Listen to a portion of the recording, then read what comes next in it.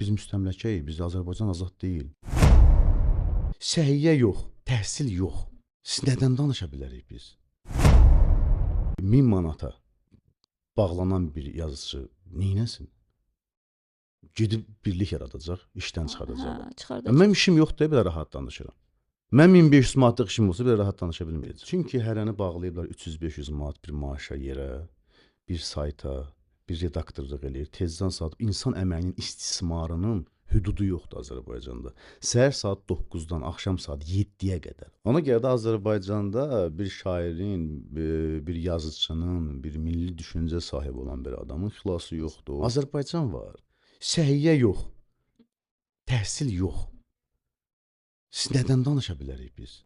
Azərbaycan yazıcısı niyə görə Qarabağdan, Qarabağ müharibəsindən roman yazmır? Sən Azərbaycan yazıcısının hansı şəraitdə yaşadığından maraqlandın mı desən Qarabağ? Yazmır, əcəb eləyir yazmır. Yazmıram. Öhdəliyim var mənim. Gid o milyonlarla pul ayırdığın adamları da yazsınlar da. Bazarlar açan, marketlər açan, banklar açan, müğənnilərə pul xaçlayan, kliplər çəkdirən adamlara denən yazsınlar. Mən yazmıram. Hərəni bağlayıblar bir yerə, danışırsan işdən çıxardırlar, qohumunu işdən çıxardırlar, repressiya eləyirlər. Görə bilmirsiniz Azərbaycanda. Bilirsiniz nə qədər xəstə uşaqlar doğulurlar. Əlbəttə.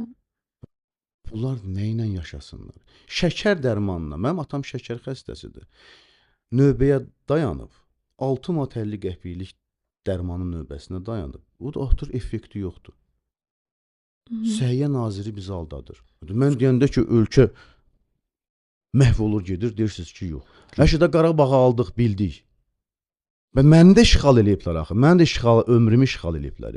Səhhətimi işğal eləyiblər. Bunu da aldı. Azərbaycan insanını işğaldan azad eləmək. Bəli, Qarabağı azad elədilər. İndi Azərbaycan insanını azad eləsinlər. Mənim də arzumdur. Cənab Prezident dedi ki, yoldaş Şəhriyar, sən azadsan. Sənin səhhətin yerindədir, sənin səhhətinin qayğısına qalan var. Sən övladın sabah gedib repetitor yanına getməyə ehtiyac olmayacaq.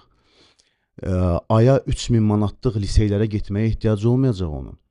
O gedib normal orta məktəblərdə oxuyacaq, normal partalarda oxuyacaq. O uşaqdan süpürgə pul istənməyəcək. Bunu denənəyim mən. Dem oradadır ki, Azərbaycan insanı, Azərbaycanın sərhədlərinin içində xəyal belə qoyulur. Adam Azərbaycanda bizneslə məşğul ola bilmir. Nə üçün?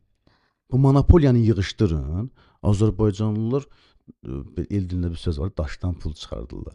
Nətər olur, gedir, dili bilməyən, mədəniyyətini bilməyən bir ölkədə, qürbət ölkədə adam pul qazanır. Öz ölkəsində qazana bilmir. Çünki monopoliya var, çünki rüşvət var. Bu cür bir ölkədə, bu cür bir məmləkətdə insanlar aclıq, səfalət içində yaşayırlarsa, insanlar pensiyalarını almaq üçün 30 metrlik növbələr yaradırsa, bir adam gəlib qəssab dükanının qabağında dayanıb bir saatdan sonra 250 qram ət alırsa, kilo ilə un alırsa, Azərbaycanda mən bunu görmüşəm, görürəm də.